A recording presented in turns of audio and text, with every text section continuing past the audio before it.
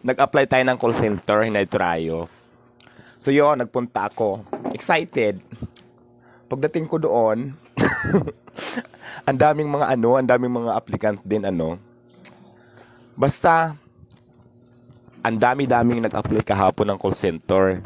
So anong nangyari? Simula sa pagiging construction ni Diwata at sa pagtitinda ng mga gulay, isa pa pala itong naging trabaho ni Diwata noon. Si Diwata pala ay nag-apply ng call center before at nakipagsapala na makapasa siya sa call center. Pero at di kalaunan hindi siya nakapasa, nag-apply siya as headhunter. Yung headhunter sa call center, sila yung nagsusupply or naghanap ng mga aplikante para mag-apply sa call center. Kaya naman hindi biro ang mga pinagdaanan ni Diwata. Simula noon na tumira siya sa tulay, pero ngayon tinitingala na ng mga karamihan dahil sa Diwata pares niya. Narito ang video. Good morning TikTok. Ayan, fresh na naman ang bakla. Ayan, update ko lang kayo. 'Di ba kahapon nag-audition? Nag-apply tayo ng call center, hinay-tryo. So yun, nagpunta ako. Excited.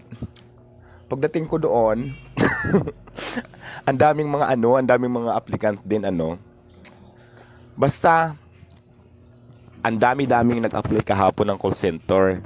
So anong nangyari? So number ko na, ako na yung unahan. Yung kailangan na pala, mayroon at least 6 month experience. Kailangan call center ka na dati doon sa in-applyan ko. Kaya yun, medyo na-decline yung pag-apply natin sa call center. Pero ang kagandahan dito, nakapasok ako sa kabila. Call center pa din. Yun nga lang kasi ang naging trabaho ko ngayon, natanggap ako bilang isang dicer. Alam niyo yung dicer? Parang kami na ngayon yung naghahanap na mag-apply ng call center. Yun. Kaya kung gusto niyo mag-apply, non-voice kami. Ang account namin automotive at saka software. Sa kami basta kung gusto nyo mag-apply, PM nyo lang ako. Yan, i-assist ko kayo. Hiring pa kami. Yun naman pormahan natin ngayon. Medyo formal-formalan blues kasi call center na ako.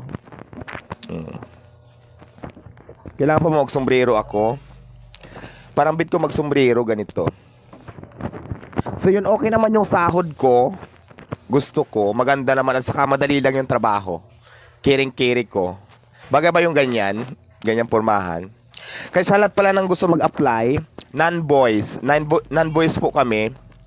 Ayan, i-PM nyo lang ako. Ano ba yun? Anong account nga yun? It's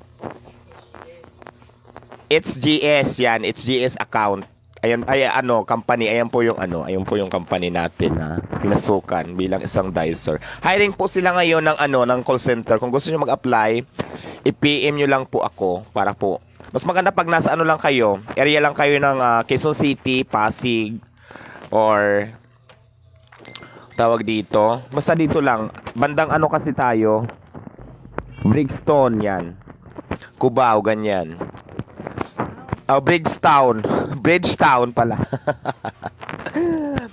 Ayan, kung gusto nyo talaga mag-apply, wala kang trabaho at may knowledge ka naman sa pag-call center mo, at least may 6 month experience ka na. Ayan, tumatanggap po sila. Madali lang, kasi kahapon dami nag-apply, ang dami rin nakapasa. Parang feeling ko mabilis lang. Ako kasi dapat mag-apply ako. Ang problema nga lang, ang hinahanap kasi nila talaga, yung may experience na. Eh di ba, wala naman ako experience sa mga ganyan.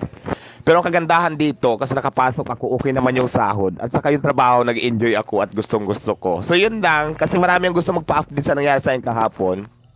So yun lang, nakapasa na ako. Call center na akis, di ba? Ngayon papasok pa lang ako, nag-ready na ako. Kasi ang pasok pa naman talaga namin is, kailangan 9, nakaalis na kami dito. So mga 10, ando na kami. Magtatrabaho na. So yan, ang forma ngayon ng bayot ay Pamin.